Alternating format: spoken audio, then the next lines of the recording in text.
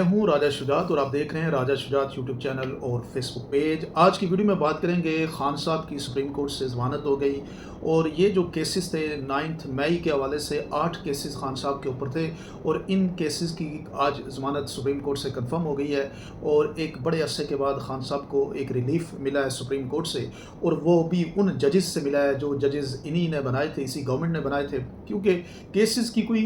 یعنی سر پر نہیں تھا، اور صرف خان صاحب کو 2 سال ایک ڈیلے ٹیکٹکس کی وجہ سے جیل میں ناحق قید کر کے فائنلی اب اس سے اوپر اس کو لنگر آن نہیں کر سکتے تھے، کیس کو سنا اور کیس کے میرٹ کے مطابق ان کو ہر صورت ضمانت دینی تھی جو انہوں نے دے دی ہے۔ اب صرف ایک کیس بچا ہے خان صاحب کا، جس کی وجہ سے قیدی نمبر 804 جو ہے وہ جیل میں ہے، وہ ہے القادر یونیورسٹی ٹرسٹ کیس۔ القادر یونیورسٹی کا کیس آپ کو پتہ ہی ہے، یونیورسٹی ایک خان صاحب نے بنائی جو صوفیزم کی بات کر رہی تھی، جو حضور صلی اللہ علیہ وسلم کی سیرت کی بات کر رہی تھی، جو نوجوانوں کے اندر ایک پراپر طریقے سے انلائٹمنٹ کی جو ایک نالج ہے، یہ جو صوفیزم کا نالج، جو انلائٹمنٹ کا نالج ہے، یہ نالج شیئر کرنے کے لیے بیسک جو سٹیپس ہے لوگوں کو سکھانے کے لیے ایک ریسرچ اورینٹڈ یونیورسٹی خان صاحب نے بنائی تھی، اور بہت بڑا یہ کام تھا۔ آپ کو یہ اگر آپ ہیومن نالج کے اندر، مذہب کے اندر سب سے خوبصورت جو چیز ہے وہ یہ انلائٹمنٹ کا نالج ہے، جو صوفیزم کے پیروکار آپ کو بہت سارے صوفیاء سے یہ نالج مل جاتا ہے، لیکن اس کی بنیادی وجہ بیسکلی ہیومن ڈیولپمنٹ کی ہے، اور وہ ریسرچ اورینٹڈ یونیورسٹی خان صاحب نے بنائی، جو ابھی آپ کو پتہ ہے کہ حکومت نے اس کو قبضے میں لیا ہوا ہے۔ لیکن اس ٹرسٹ کی بیسکلی جو پیسے تھے 460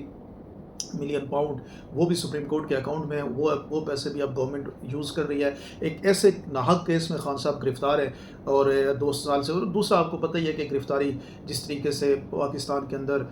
جو اسٹیبلشمنٹ کے لوگ ہیں، جو ان کے صحافی حضرات ہیں، وہ تو کہتے ہیں کہ خان صاحب جب تک معافی نہیں مانگیں گے تو ہم ان کو نہیں چھوڑیں گے، لیکن پاکستان یہ تھوڑا سا اس سارے پروسیس میں دیکھنا، ابھی تک بھی یہ جو جنگ آپ جیت رہے ہیں نا، یہ آپ کی وجہ سے جیتی جا رہی ہے۔ باقی تو سسٹم سارا طاقت جو ہے وہ تو ایک جگہ پہ مرکوز ہے نا، عدالتیں بھی ان کی،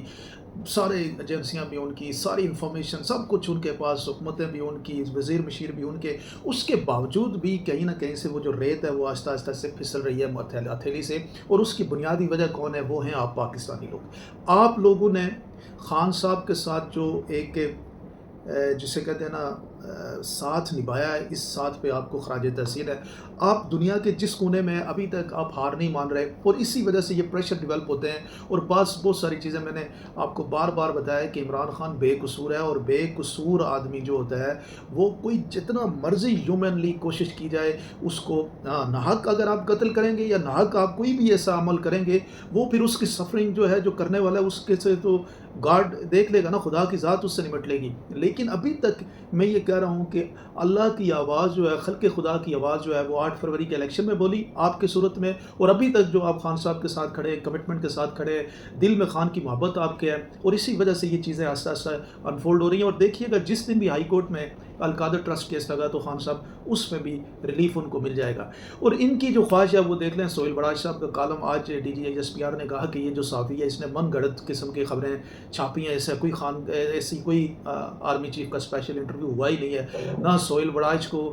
آرمی چیف نے کہا کہ کوئی اسپیسیفک پارٹی جو ہے سے معافی مانگی جائے یا لیڈر سے معافی منگوائی جائے، بالکل ان کو نیگیٹ کر دیا۔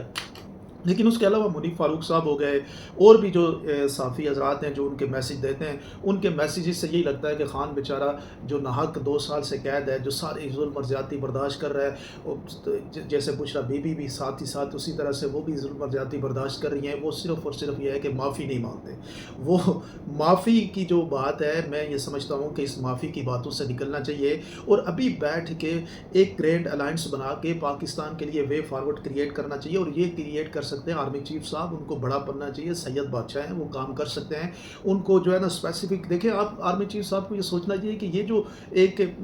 سسٹم لے کے چل رہے ہیں، پیسہ بھی خرچ ہو رہا ہے، سارا ملک ریسورسز بھی خرچ ہو رہے ہیں، اور یہ لوگ نہیں کام کر پا رہے نا، نہیں آپ کے رسپیکٹ بنوا پا رہے، نہیں آپ کے حوالے سے ایک جو ہے معاشرے کے اندر، عوام کے اندر آپ کے لیے ایکسیپٹنس کریٹ کروا رہے ہیں، یہ جو آپ نے جن لوگوں کو جو آپ سے یعنی بینیفٹ اٹھا رہے ہیں، یہ جو پروپیگنڈا کرنے کی کوشش کرتے ہیں، پھر یہ جو پولیٹیکل پارٹیز کا بیک بیگیج آپ نے اٹھایا ہوا ہے، ان کی کوئی حیثیت ہی نہیں ہے نا. یہ تو ان کی حیثیت تب بنتی ہے جب یہ عوام سے کوئی ان کی ایکسیپٹنس ہو. وہاں پہ بھی یہ زیرو ہیں. تو بہتر یہی ہے کہ آپ کیوں یہ سارا بیگیج لے کے چل رہے ہیں. آپ ان کو بھی بٹھائیں اور خان صاحب کو بھی بٹھائیں، اور ایک پاکستان کو آپ ایک کام کر لیں. آپ کا رول ہے پاکستان کے اندر اسٹیبلشمنٹ کا، وہ صرف اتنا کام کر لے کہ پاکستان کے اندر الیکشن کے پروسیس کو فری اینڈ فیئر کر دے، اور اس کے بعد جو گورنمنٹ آئے اس کے ساتھ مل کے وہ کام کریں، پاکستان کی گریٹنس کی لیے کام کریں. پاکستان دیکھیں، آپ لوگ اللہ پاک کا کرم ہے پاکستانی قوم پہ کہ اتنی ساری مشکلات اور اتنے سارے بیسک چیزوں کے نہ ہونے کے باوجود بھی اللہ ہمیں رسپیکٹ دیتا ہے، عزت دے دیتا ہے. اور آپ نے ہندوستان کے ساتھ جو جنگ لڑی آپ جیتے ہیں. تو اگر ہم یہ چیزیں اپنے فکس کریں تو آپ سوچیں کہ ہم 15-20 سال میں جو ایک بڑا ٹارگیٹ ہے جس میں پاکستان کے اندر 20-25 کروڑ لوگوں کو غربت سے نکالنا ہے، ان کے بزنسز کے لیے ڈیولپمنٹ کرنی ہے، ملک کو ڈیولپ کرنا ہے، ایک نئی جو ہم جہد کے ساتھ آگے بڑھ سکتے ہیں. اور بنیادی چیز یہ ہے کہ ہم ملک کے اندر پولیٹیکل اسٹیبلٹی کریٹ کریں اور پولیٹیکل سسٹم کو اسٹیگنیٹ کریں، ایک پروسیس کے اندر ڈال دیں، سسٹم کو ایزی کریں، لوگوں کی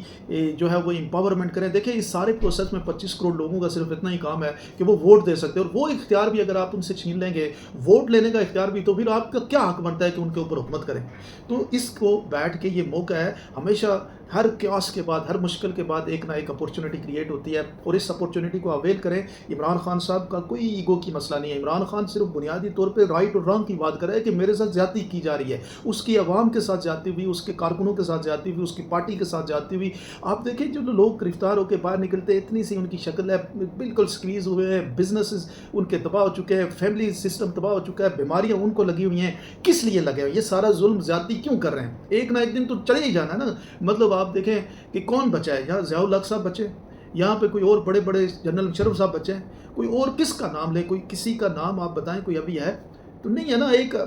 کس نے